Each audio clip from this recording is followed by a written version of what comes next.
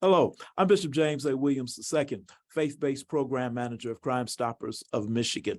And I am excited to come back to you and talk about a program that we're doing here at Crime Stoppers in conjunction with our faith-based program and with our crime prevention outreach program.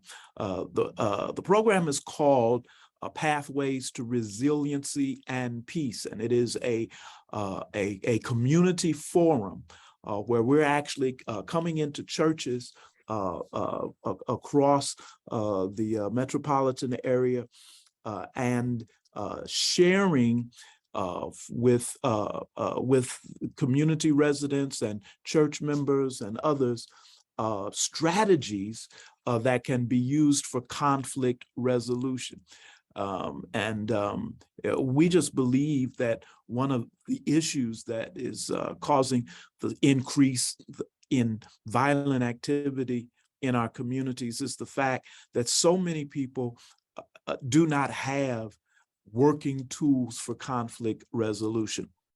This is something that the president of Crime Stoppers, Mr. Daniel DiBardino, and I have been talking about for a while. When I last came to you, we were in the planning stages, but now I can report to you that we have successfully launched this program with our first forum, which took place a few weeks ago at the King David Missionary Baptist Church, where Pastor Sterling Brewer is the pastor. One of the presenters there was Miss Latresa Rice. Latresa, why don't you start by just sharing a little bit with us about who you are professionally? I am Latresa Rice. I am a certified mindset coach. I'm also a licensed clinician. I'm an elder in ministry. And even outside of that, I'm also a director at the University of Michigan, Dearborn. I have helped people publish their stories. So that's a little bit about my background. And this type of course helps people in our communities, helps people in our churches know what tools are accessible to them to be able to respond when they are angry. We can still live past the anger. We can live past the anger. Also with us is Pastor George Williams. Pastor Williams is the pastor of Christ Cathedral Church in the city of Detroit. He is a dear friend and brother.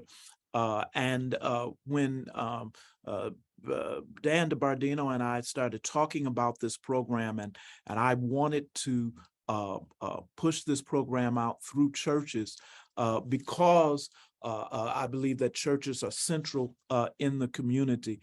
Dan agreed to allow the faith-based program to participate with our crime prevention outreach in this.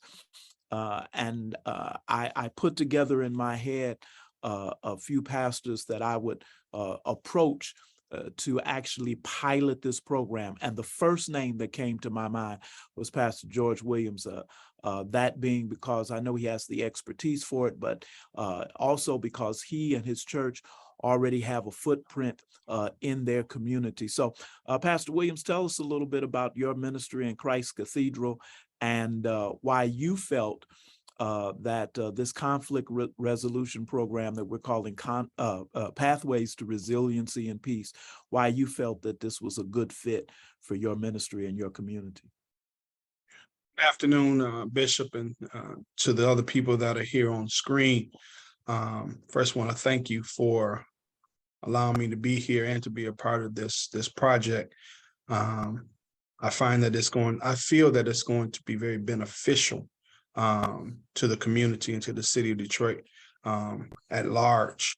I pastor, excuse me, as you said, I pastor Christ Cathedral Baptist Church. Also am the first vice president of the Michigan Progressive Baptist Convention, and doing work with the convention and as the pastor of Christ Cathedral in the community. I've seen what violence has done, and we continue to see what violence is doing.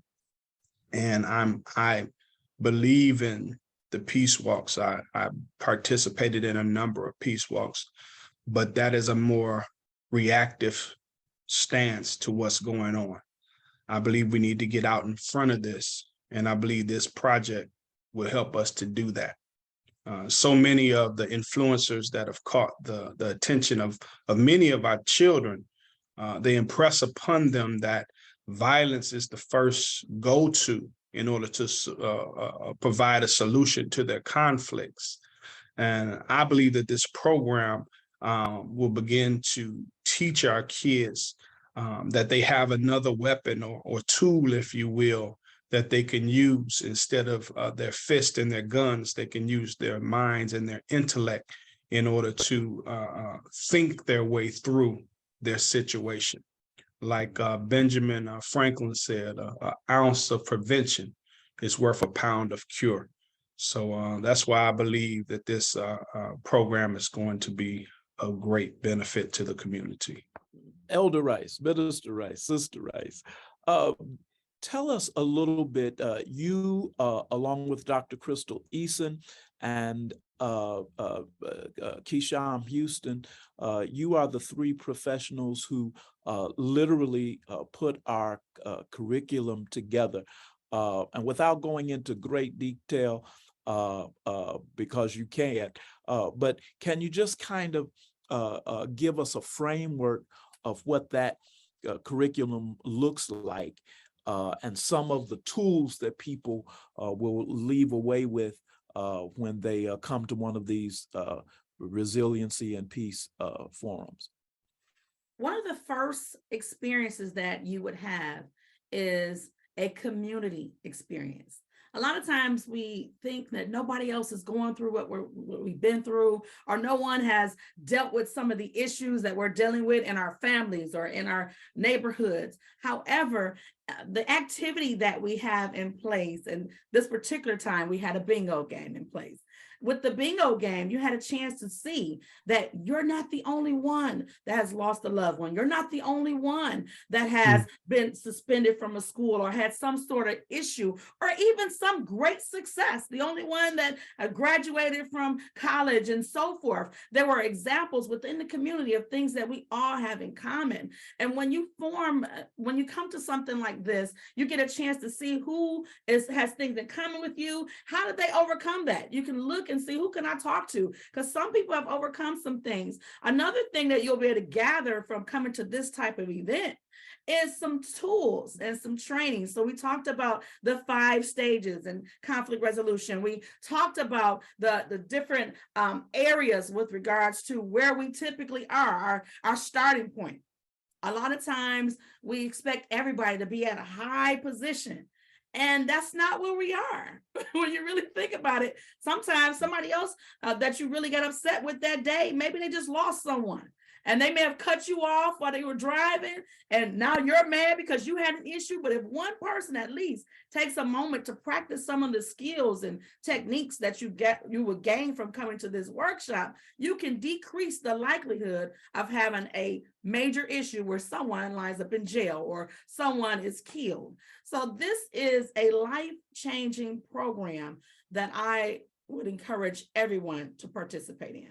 The general consistency of the people that attended the session was that it was very impactful and eye-opening. Some of the people who participated also said that they would love to be able to participate and lead in some of these areas. So it was exciting to see members of the community make up their mind that I don't just want to partake. I don't just want to receive the information from here. I want to apply it and be active in changing my own inner community.